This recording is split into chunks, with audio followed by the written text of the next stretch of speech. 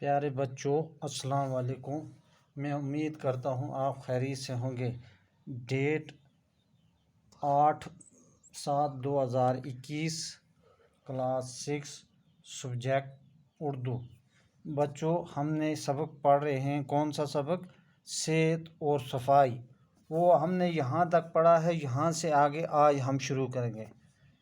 یہ ہے تندرستی کے لیے تازہ ہوا، صاف پانی اور اچھی غذا کے ساتھ ساتھ صفائی کا بھی خیال رکھنا چاہیے۔ جو تندرستی، انسان کی صحت کی تندرستی، اس کے لیے کیا؟ تازہ ہوا، صاف پانی، اچھی غذا، ساتھ ساتھ کیا ہونا چاہیے؟ صفائی بھی کا خیال رکھنا چاہیے۔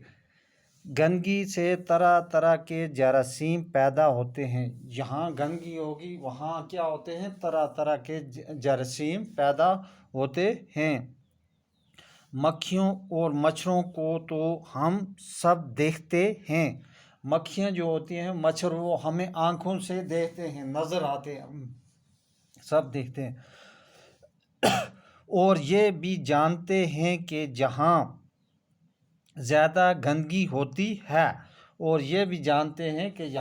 یہ زیادہ گندگی ہوتی ہے کیا؟ وہاں یہ مکھیاں اور مچھر زیادہ ہوتے ہیں، وہیں یہ زیادہ پیدا ہوتے ہیں، لیکن لاکھوں جراثیم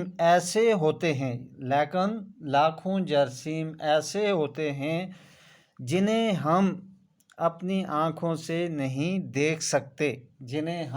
ایسے جراثیم بھی ہیں جو ہم اپنی آنکھوں سے ان کو نہیں دیکھ سکتے۔ کیڑے مکوڑے اور جراثیم انسان کی صحت کے دشمن ہیں۔ جو کیڑے مکوڑے، جراثیم، یہ انسان کی صحت کے کیا ہیں؟ دشمن ہیں۔ انہیں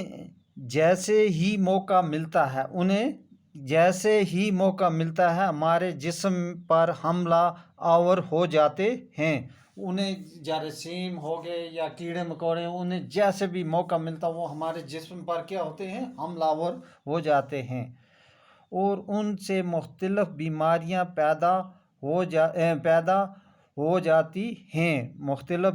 پیدا ہو جاتی ہیں۔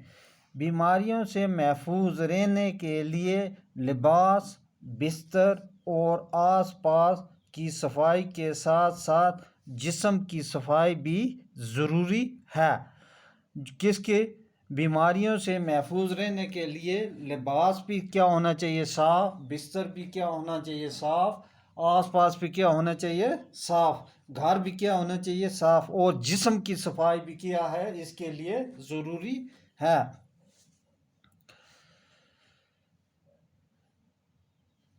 تو یہاں تک ہم نے پڑھا، یہاں سے آگے ہم اگلی کلاس میں پڑھیں گے۔